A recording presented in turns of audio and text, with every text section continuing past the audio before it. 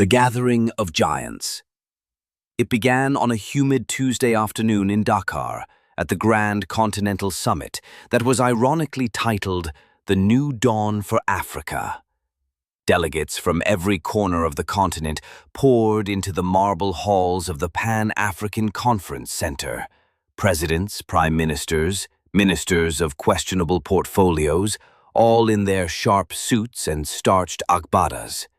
The air was heavy with cologne, ambition, and secret insults. President Bola Ahmed Tinubu of Nigeria arrived last in a convoy of 22 bulletproof SUVs, causing a traffic snarl that would later make evening news.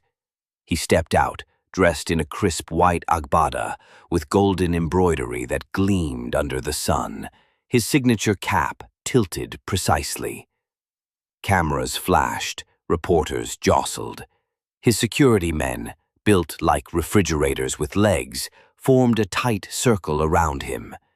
Meanwhile, across the plaza, Captain Ibrahim Traore of Burkina Faso arrived rather differently.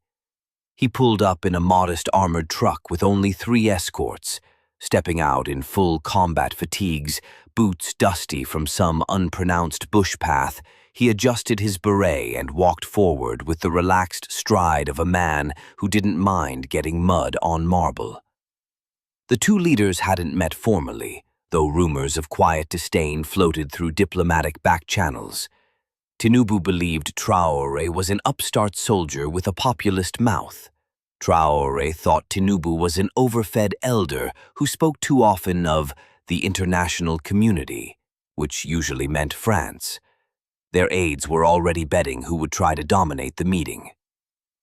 Inside the conference hall, chandeliers glittered, giant fans spun lazily, and waiters in gold sashes dashed about with trays of puff-puff and glasses of sweet palm wine. Delegates milled around, making polite threats to each other in the name of diplomacy. Somewhere near the Ugandan delegation, 2 aides argued about who had accidentally eaten the last meat pie. The event started with long-winded speeches. The Tanzanian minister droned about climate change. The Egyptian delegate showed slides of new airports. A Mauritanian oil executive bragged that their GDP would triple soon, conveniently forgetting to mention who actually owned the oil rigs. Then it was Nigeria's turn. Tinubu cleared his throat, adjusted his cap, and sauntered up to the massive podium, his agbada flowing like a sail. A hush fell.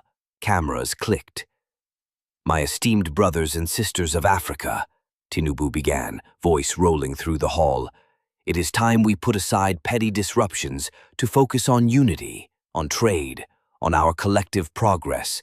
We cannot allow certain misguided individuals to destabilize our great continent." People shifted in their seats. A journalist from Mali scribbled something. Traore, seated in the front row, merely leaned back, one eyebrow raised. Tinubu continued, "Let me be clear. Nigeria will not support or tolerate any movements that seek to divide sovereign nations. The case of Nnamdi Kanu, a man who—" At that moment, someone in the crowd let out a loud, echoing sneeze. Heads turned. Tinubu coughed, tried to regain his poise. "As I was saying, a man who challenges the unity of Nigeria must be handled by Nigeria alone. We will not entertain interference or romanticize such disruptive figures." The room buzzed faintly. The Ghanaian delegation exchanged knowing looks. A Cameroonian minister whispered into his translator's ear with a smirk. Traore rises. When Tinubu finished, there was polite applause. He beamed, nodded, and strutted back to his seat, gripping his prepared talking points like a sacred text. Then it was Traore's turn. The young Burkinabe captain didn't take the podium. Instead, he stood right where he was, boots planted wide, hands behind his back. His voice cut through the murmurs like a machete through grass. "My dear brothers and sisters of Africa," he began, calm but clear, "I did not come here with fancy slides or economic forecasts that forget the poor. I came here to speak of truth, to remind us why the continent remains shackled." People leaned forward, even Tinubu's aides stopped fanning themselves. "We talk of unity," Traore said, sweeping his gaze across the hall, "yet we abandon our brothers when they cry out for justice. We say we cherish sovereignty, but which sovereignty are we protecting? The sovereignty of a few, or the dignity of our people?" Somewhere in the back, an old Namibian delegate actually clapped. The hall went silent again.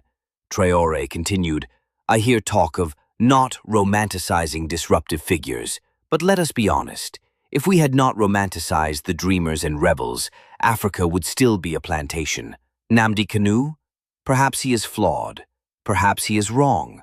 But the idea that one man's quest for dignity frightens such mighty leaders tells me we have bigger problems." At that point, a small commotion started near the refreshment table.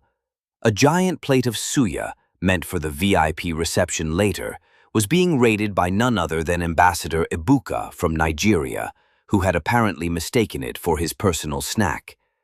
As he tried to discreetly stuff pieces into his inner pocket, the toothpick snapped and flung a chunk straight onto the lap of the Angolan minister's wife.